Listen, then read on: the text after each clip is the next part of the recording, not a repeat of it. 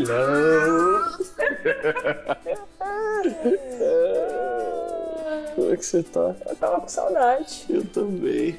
Eu tô até preocupado se a entrevista vai prestar. Será? Porque eu já conversei tanto com você, eu fico babando tanto você, porque eu não sei se eu vou saber perguntar coisa. A gente é bom nisso. Mas tem uma pergunta que tá guardada, né? Que eu tenho que lembrar e eu não lembro qual é. Eu lembrei a resposta, não lembro ainda mais ou menos o assunto qual era, mas eu lembro a resposta. Como é que eu vou dizer pra você que é engraçado o que eu tô fazendo, né? Então é meio foda você falar que é humorista. É meio que você falar que a pessoa vai rir de você, né? E assim a gente começa espelho.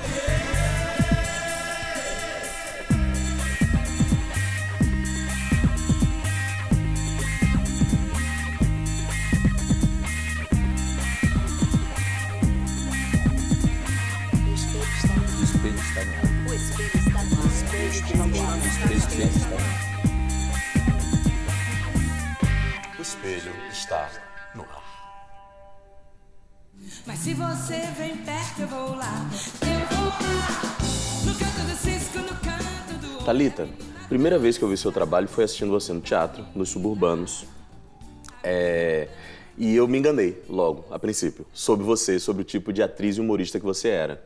Quando eu te vi ali aquela primeira vez, eu achei que você era o estilo de humorista que era muito espontânea, saía falando um monte de coisa que vinha à cabeça e tinha uma coisa popular que vinha naturalmente. Agora que a gente trabalhou, eu comecei a perceber que tem um estudo, que tem uma pesquisa e que não fica evidente no seu trabalho. Ou seja, isso é um elogio, na verdade, porque tem uma espontaneidade mesmo com todo o estudo. Faz sentido? Agora eu acertei ou eu estou enganado? Faz sentido. Faz sentido. Eu não tiro o humor do bolso, assim. Eu realmente não acho que eu tenho esse dom. Eu realmente acho que o humorista é um dom à parte. Não acho que eu tenha este dom? Não, assim, eu explico, assim. Por exemplo, a Tatá. Tô falando Tatá porque eu sou muito fã dela, assim. Que é a primeira referência que me vem. Eu acho que a Tatá, ela tira o humor do bolso estando aqui com você. Né? E ela direciona isso pro trabalho dela. Eu não acho que eu tenha esse humor na vida, assim. Eu não acho... Eu nunca trabalhei construindo um personagem já tendo humor de cara, assim. É uma construção que, na verdade, eu sou tão insegura com essa coisa de peitar o humor que eu não faço construção em cima da piada. Eu tento construir o humor e tento construir o personagem, e independente disso, se for engraçado, será. E a piada vai vir para somar isso e talvez arrematar um não. Eu não construo o personagem dramático diferente da maneira como eu construo o humor. É a mesma estrutura, você muda a finalidade. Eu tenho consciência que se eu estou fazendo humor, a minha finalidade é fazer rir, mas isso já está na minha consciência. Em algum momento eu vou caminhar para isso.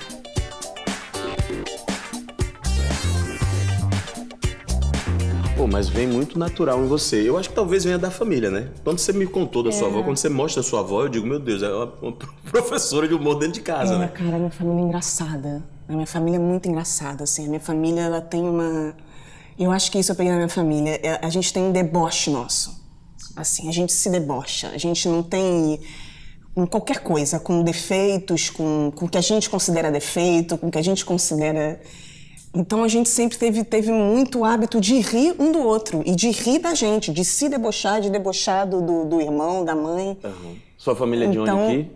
No Rio? Do subúrbio do Rio, do Meia. Do subúrbio do Meia. Será que isso tem a ver com cultura suburbana ou isso eu tô estigmatizando? Eu acho que subúrbio está para a Bahia, assim como a Bahia está para o subúrbio. Você é danada. Eu acho que o subúrbio tem um tempero de um deixa solto, de uma... Tem mesmo, não é clichê. Eu acho que tem uma... que vem de uma realidade de se virar, né? De se virar com o que tem, de se virar com o que der. A gente tem pouco recurso, então qualquer coisa é alegria. Você pegar um ônibus, ir com a família e fazer uma bagunça no Leme com... Só fiz, tá, gente? Deixar isso bem claro. Com isopor, com as coisas, e tudo é maravilhoso, e não tem ônibus lotado que não te faça, porque é a única maneira que você tem de ir à praia, então você vai aproveitar. Então, acho que eu trouxe isso da minha família, assim, tirar proveito do que é negativo, do que a gente acha que é defeito, do que a gente acha que é ruim, porque as coisas são o que são, e o que você vai fazer disso é o que vai gerenciar a sua vida. Mas Então, aí você, quando vai estudar teatro, você vem pra Zona Sul Carioca, do tablado, né? Foi seu primeiro contato com aulas de teatro? Não. Foi. Como foi chegar nesse outro ambiente? Teve alguma diferença? Como é que foi o comecinho? Eu sempre imitava as pessoas na família, né? Aquela coisa, festinha, imita, e a minha tia, essa menina tem que botar no teatro, tem que botar no teatro. E a minha tia, olha como chave, nessa época o tablado tinha uma coisa de fazer uma fila enorme, as pessoas dormiam na fila do tablado. Dava a volta, essas pessoas dormiam mesmo. Pra se inscrever. Pra conseguir entrar no Pra tablado. conseguir entrar. E a minha tia conhecia uma mulher que era nora da Aracy Murté, que foi minha primeira professora de teatro. Sim. E aí a minha tia conseguiu uma vaga pra mim. E aí eu comecei ali no Divina Providência, que é ali no Jardim Botânico, é uma escola, tinha um espaço ali, porque o tablado era muito lotado, então eles colocaram em 2 lugares, e logo depois, uma semana depois, eu já fui pro tablado mesmo. Que eu tava ali no Divina Providência, mas eu queria estar no tablado. E aí fiquei 6 anos no tablado. E eu acho que o tablado tem uma coisa muito bacana, que o tablado ele trabalha muito com improvisação, né? E ele te ensina a gostar da brincadeira do teatro, sabe? Então você tá em cena, mas você tá aberto para uma troca que pode acontecer, né? De um momento. Então eu aprendi a gostar de teatro e a gostar desse jogo no tablado. Então o tablado ele foi importante para mim nesse sentido, assim. Esse estado improvisativo eu levo para todo o trabalho que eu faço. Foi do tablado que surgiu os Suburbanos? Como é que surge o espetáculo? Cara, os Suburbanos, olha só, eu tava saindo do tablado, o Rodrigo tava entrando. Literalmente. Tanto eu tava... Rodrigo Santana. Literalmente, ele tava entrando pra se matricular, eu tava saindo do tablado, só que eu estava saindo mesmo da porta e ele estava entrando mesmo na porta. E aí a gente se falou meio que ali, que não sei o que lá, ele falou de uma roupa que eu tava, a gente já traçou um assunto ali, ficamos amigos ali. Mais pra frente, eu comecei a fazer teatro com um amigo meu. Sim. Preciso te fazer só uma pergunta. Quando você estava saindo do tablado, o seu foco na vida era trabalhar com humor já? Não. Ou estava meio atriz, vamos ver o que é que vai dar? É. Certo. Tá. Eu nunca tive o humor como foco. O humor ele foi uma sobrevivência. Na época que a gente fazia teatro, ninguém te conhece. Vai montar um drama? Ah, será? Tem gente Não. que faz, né? Mas aí você quer público, né? Você quer ganhar alguma coisa com isso, você quer... Então o humor acabou sendo uma opção. E aí conheci o Rô, a gente fez essa peça, ficamos brothers demais e a gente Mas como surgiu o projeto? Era o quê? Porque os Suburbanos, para quem não assistiu, talvez as pessoas não saibam do que é que eu estou falando. Mas tinha um impacto muito grande porque era muito fácil se identificar com aqueles personagens, entender quem eles eram, parecia com nossas tias, nossos primos, pessoas que a gente conhecia. Vocês faziam com a naturalidade. A carpintaria do texto também não era uma carpintaria usual, era uma carpintaria, não sei como é que eu adjetivo isso, mas era fluida. Era como se a gente tivesse sido convidado para passar um fim de semana na casa de moradores do subúrbio. E a gente ali de testemunha daquilo. Assim que eu me senti. Como é que foi a construção? Eu acho que foi um pouco disso, na verdade. Assim, quem teve a ideia de fazer foi o Rodrigo. Sim. De montar a peça, toda a idealização foi dele, de tudo. E peitou fazer, pegou dinheiro com a mãe para fazer. E a gente queria fazer algo que a gente pudesse se divertir, né? Algo que pudesse ser na comédia, que tinha uma questão comercial também, de uma abertura maior. Então vamos fazer alguma coisa que a gente sabe falar muito bem, que é da nossa realidade, o que a gente acha de interessante nisso, o que a gente acha de engraçado nisso, né? Das nossas experiências. Vamos levar isso pro palco. E o Moacir Chaves, que era administrador do Planetário, o Rodrigo foi conversar com ele e falou, olha, a gente tem uma ideia de desenvolver os Suburbanos. Essa seria um esquete, que era no ponto de ônibus. E a gente tem situação na praia, no pagode, no motel, dentro do trem, que era a Janete e Valéria. E a gente queria apresentar. E o Moacir comprou a nossa ideia, a gente saiu no Planetário e aí foi embora. Aí foi Planetário, foi Leblon, foi a Barra, Norte Shopping, a gente ficou 5 anos em cartaz com os Suburbanos. Quando cheguei, tudo estava virado. Apenas me viro, mas eu mesma.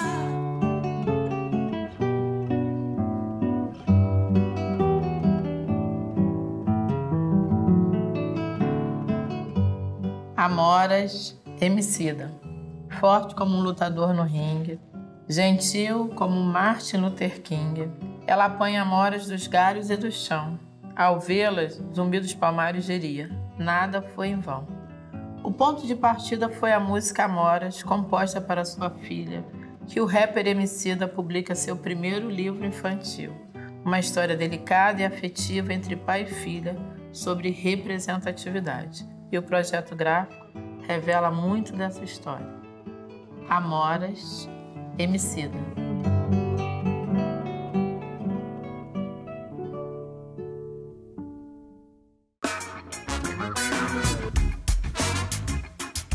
Janete e Valéria vêm do espetáculo. Vem do espetáculo, era exatamente assim. A gente não treina, só eu e o Rodrigo. De onde saiu essa Agora, personagem? você quer ver uma curiosidade? Você quer ver? A Janete foi o último personagem a ser construído.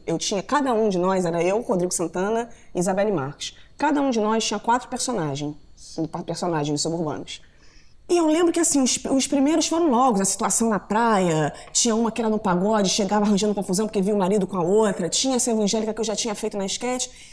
E a Janete, eu não sabia o que fazer da Janete, assim, pra ter um contraponto interessante. Porque o Rodrigo, o personagem da Valéria, já era lá em cima e era quem ia sair dando corte. Como que a gente joga? Como que a gente alimenta isso pra ficar uma dupla legal? E não tinha. A Janete foi construindo, foi crescendo aos poucos com a referência do que o Rodrigo me dava e do público. Não sei o que lá, estranha. Opa, ela é estranha. Então vamos brincar com essa coisa de ser estranha. Ah, não sei o que lá, fulana. Então ela é fulana. Então não sei o que lá, babuína. Então ela é babuína mesmo. Tem um olhazinho de babuína filhote. Então ela foi construindo, ela foi o personagem, e eu acho que por isso que talvez tenha sido mais legal, porque ela foi crescendo com o público. Ela foi crescendo comigo em cena. Eu fui testando a Janete com feedback. Quanto tempo demorou para dar certo quando vocês entraram no ar? Primeiro, aquela história clássica, como é que foi o convite? E quanto tempo demorou para o público assimilar e apaixonar por vocês? A gente estava terminando Suburbanos, já guardando o cenário, assim. A gente já estava 5 anos em cartaz, já não tinha mais o que dar. Vamos acabar. Vamos apresentar, estamos aqui no Leblon, vamos apresentar. Domingo à noite, estamos acabando, triste. Quem tá na plateia? Sherman, Gugu e Mecha. Aí convidaram primeiro o Rodrigo para fazer. O Rodrigo ficou 1 ano, depois eu comecei a fazer participação. Ele me chamou. E aí já comecei a entrar nesse quadro fixo com a Catiúcia e com o Rodrigo. E aí a gente resolveu mostrar a Janete e Valéria. E a gente mostrou pro Sherman. Ele adorou, todo mundo adorou. Só que tinha essa questão, assim, né, de... A Valéria era uma... O que é a Valéria? Uma trans, o que era a Valéria? Né? Então era uma questão mesmo. Era uma questão de verdade. Então ficou uns 2 meses para decidir. O que a gente coloca, não coloca. E a gente gravou e ficou 2 meses a gente esperando. Pô, não vai rolar, cara. Eles não vão colocar a Valéria no ar. Não vão colocar a Valéria. Esse personagem ela é muito escrachada. Não é só... Vai ser foda. E colocaram. E aí no que colocou, assim, eu lembro que no dia seguinte, o Rodrigo me ligou, não lembro a contagem. Thalita, caralho, você viu? Não sei o quê, não sei quantas visualizações. O quê, Rodrigo? Não. E era assim, era absurdo. Foi uma coisa muito absurda de um dia pro outro. E só aumentando. E aí virou algo que a gente já não tinha mais controle. E a gente ficou uns 2, 3 anos assim, eu lembro. Chegavam os roteiros do Zorra, eram tipo 30 páginas. 25 era Janete e Valéria. Então assim, por dia, cada coisa que a gente tinha que fazer. Mas foi incrível. E você acha que foi isso que conquistou esse espaço no coração das pessoas? Eu penso nisso até hoje. São essas coisas que a gente não sabe. É por isso que eu falo que eu tenho muito medo do humor, de trabalhar com essa pretensão. Eu sou engraçado, porque você não sabe o que é do outro. Eu trabalho muito na minha percepção, com muita generosidade do que eu acho graça, do que eu acho que pode ser interessante, do que eu acho que pode me comover, do que tem de humano em comum nessas pessoas que estão ali no trem, e dela que é toda certinha e vai pro trabalho, que se acha bonitinha, mas não é tanto assim, e que tem aquelas coisas ali do trem, que vem o filho da puta que roça, que ela tem que xingar e falar, e que tem... Então você, assim, eu tento sempre, por mais caricato que seja o personagem, eu tento trabalhar com verdade. Eu acho que você não precisa ser realista para usar a verdade. Você pode ser caricato e ter verdade. Então eu sempre procuro, quando vou construir um personagem, achar um ponto humano de identificação. E aí por fora eu posso florir, posso fazer o que for, mas não me interessa só que você analise aquele personagem e fale, nossa, que dor, ou que interessante, ou como ele... Me interessa que em algum lugar você se identifique com esse personagem. Então não sei te dizer o que isso bateu nas pessoas no caso de Janete Valéria, mas eu trabalhei com esse humano como eu trabalho em tudo. Mas não sei te dizer o que é, porque ao mesmo tempo, tipo, as crianças gostavam muito, sabe, assim, agradava a todos os públicos, então é uma pergunta que eu me faço também, não sei. É difícil até teorizar sobre essas coisas, né, quando a gente está falando de humor, principalmente. As questões mais complexas do mundo, você encara com essa leveza também? Por exemplo, as questões da negritude, como é que você encara? Cara, posso te falar uma coisa, assim, né? É muito engraçado, porque assim, no subúrbio, a minha família, eu não sei como começar isso de uma maneira rápida, né? Tipo, a minha bisavó era negra de pele preta e casou com um negro de pele preta. Teve 5 filhos negros de pele preta. E aí casou com um português, teve a minha avó, que veio dessa cor e mais um... E eu não sei porque no subúrbio, e isso é até complicado, você fica meio que no meio do fogo cruzado. Porque você não é a branca... Mas quem é preto, mas você não sofre tanto.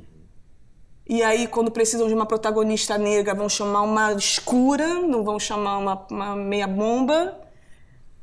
Então, assim, eu nunca senti nenhuma agressão e nem nada que me fizesse me fazer sofrer. Eu não tive essa... Mas as minhas primas, por exemplo, assim, você entrava no mercado, tinha um olhar. Eu nunca passei por isso. Quando que eu comecei a perceber que eu tinha uma cor e uma limitação? No meu trabalho. Quando eu comecei a fazer novela, quando eu comecei a fazer cinema, e aí você vê, opa, eu não faço a rica da casa. Eu faço mais a empregada mesmo. Eu faço... essa aqui tem dinheiro, essa aqui trabalha até numa outra linha. Um personagem que eu fiz que era meio psicopata, assim, meio ninfomaníaca. Eu trabalhava com outras coisas, eu não me relacionava com essa questão de classe e cor. Mas pensando bem, ela era uma emergente que morava em São Gonçalo. Sabe? Então eu comecei a perceber... E quando eu comecei a dar aula, assim, quando eu ia nas escolas dar aula, esse lugar onde você tem que provar que intelectualmente você é capaz... Ali foi a primeira vez que eu comecei a me deparar. E aí o teatro e a minha profissão é que me deram isso. Porque assim, na minha vida, eu acho que o brasileiro, o Rio de Janeiro e o subúrbio tem muito isso. Você que eles acham que é moreno, você não sofre tanto, sabe? Você não é apontado como crioulo, como macaco, você não... E as minhas primas sofriam muito isso. Nossa, já tive cenas na praia com a minha prima de preconceito nesse lugar. De não querer entrar na pocinha da água porque era preta para não contaminar de cor. Eu vi isso, né? A minha família, 80% é negro de pele preta escura. Minha avó, a gente veio meio desbotado nesse sentido, assim, mas... Então a gente não sofreu essas pressões mais violentas, mas eu sofri limitação no meu espaço de trabalho. E até hoje... E a maternidade? É um peso na sua vida? É a leveza, A maternidade é um ponto de mudança muito absurdo e que você acha que é clichê e não é. Assim, 2 coisas que eu percebo muito na minha mudança da minha vida quando o Bento chegou. Uma, assim, e que isso é incrível, que é a relação com o sofrimento. O que é sofrimento? Sofrimento é meu filho estar doente, sofrimento é eu perder meu filho, sofrimento tem a ver com o filho, com a falta dele, Isso pra mim é sofrimento. O resto, sofrimento no trabalho, sofrimento... Então, assim, a minha relação, meu parâmetro de sofrimento, se antes eu já era vaselina, hoje eu sou mais ainda. E a relação com o medo. Nunca fui medrosa. Nunca tive medo de nada, de nada, de andar sozinha na rua à noite. Medo não era uma retórica. E aí eu tive o Bento. Aí você tem medo de acontecer alguma coisa com você, porque aí pode faltar o Bento e aqui, o próprio Bento me traz alguns medos A relação com o medo eu nunca tive. Então, quando você se compromete com essa abertura de caramba, eu tenho que estar muito atento, assim, e você realmente melhora em muita coisa. Quando você se compromete, O Bento tá com 5 anos e meio, então não adianta mais o papo, Lero. É como você age. Ele tá ligado em como você tá agindo, em como você tá se relacionando com as pessoas, com o mundo e a ideia que você tem nas coisas. Então, é uma mudança, assim, pra mim foi pra melhor. E o cinema também te trouxe novos ares na vida, né? Quais bom. foram os primeiros? O Lobo Atrás da Porta foi um dos primeiros, né? É. Que é um trabalho super legal e depois vieram filmes até chegar o protagonismo no cinema, né? O cinema te descobriu. É um livro de autoajuda, entendeu? Aí ajudou a Adriana, a Luciana, a Gretchen, a minha filha. A Cris D'Amato, que dirigiu esse filme, já queria me chamar pra fazer um filme. Ela quer fazer um filme com você. Ela já tinha falado disso desde a primeira. Mas aí a Sininha veio e fez um convite pra esse Duas de Mim. Esse é o bolo dos desejos. Precisava ter 2 de mim. Aí rolou, eu fiz, foi super legal. Depois rolou um que ainda vai estrear, que é sobre atletismo. Ah, conta um pouquinho desse filme, que esse é uma história bem diferente, né? É bem legal, assim, é uma história que eu acho que a gente não tem. Assim, são 5 meninas do atletismo e é baseado numa história que aconteceu do Mundial do Brasil, é um revezamento de bastão, onde elas correm, né, 400 metros e passam o bastão. E deu um choque, deu uma treta entre as meninas ali, elas tinham a possibilidade de ir pro pau e perderam. Então a história é um pouco baseada nisso. O que é que tira seu humor e o que é que te faz gargalhar? Ai, o que tira meu humor é deselegância. E deselegância não tem nada a ver com dinheiro, tá? Tem a ver com postura, assim, ser elegante com o outro. As desarmonias, assim, as grosserias, as injustiças, deselegância. A deselegância com o outro me tira bem de sério, assim. O que me faz... muita coisa me faz rir, eu sou muito frouxa. O que você vai fazer para rir? Muita coisa me faz rir, muita coisa, comportamento das pessoas. Eu tô sempre observando os comportamentos, são... Sua avó? Minha avó falando merda, ela contando, falando, minha filha. Não, eu tô ouvindo, eu tava do lado, não tava nem na conversa, tava conversando com as amigas dela. Aí veio um cara e fui lá coisar com ele. Me mostra um negócio desse tamanho. Eu vou fazer o que com isso? Não tô sentindo cosquinha pra fazer com o negócio. Eu falei, gente, é minha avó ouvindo isso. Ai, minha irmãzinha. Poxa. Obrigado, viu? Papo bom. Que gostoso. É sempre bom conversar com você, viu? É sempre bom. Toda a minha admiração, todo o meu respeito. E que bom ter podido ter a oportunidade de trabalhar com você e a gente vai se reencontrar muito na vida e nos palcos, tá? Se Deus quiser. Obrigadão. Obrigada a você. É em minha foto sem efeito onde encontro os meus defeitos. É no meu real sorriso, de dentes mal nascidos, que fica no real motivo o sentimento que os deixam lindos. E não importa o que diga irracional linha, o meu corpo é sim poesia. Meus sinais que nele residem, meus escritos em celulite, minha obra em estria. E quanto mais estria, poesia, sorri por mim e por ti todos os dias.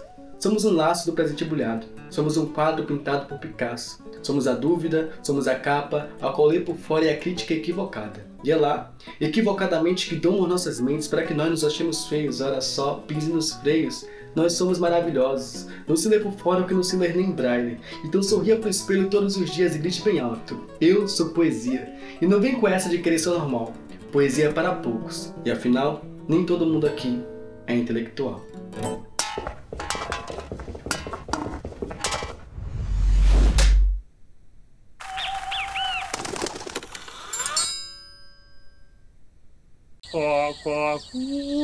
O que você tá fazendo? Nada. O que você tá falando? Isso é o cococu. O que é cococu?